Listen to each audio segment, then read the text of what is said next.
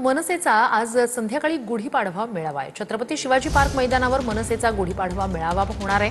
आजच्या मेळाव्यात राज ठाकरे काय बोलणार याकडे लक्ष लागलंय। अधिक या सगळ्या संदर्भात जाणून घेऊया आपले प्रतिनिधी गिरीश गायकवाड यांच्याकडनं। गिरीश, सगळ्यांचं लक्ष आज शिवतीर्थवर राज ठाकरे काय बोलणार याकडे लागलंय।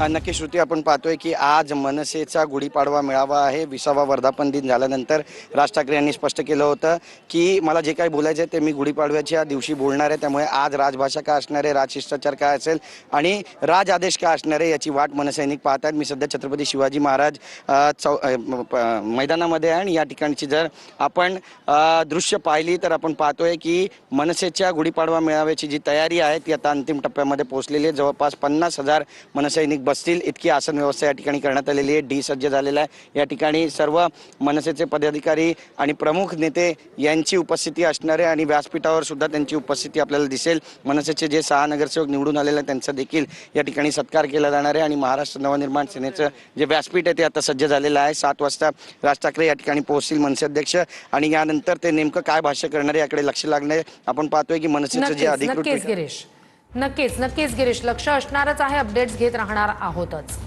तूर्तास धन्यवाद।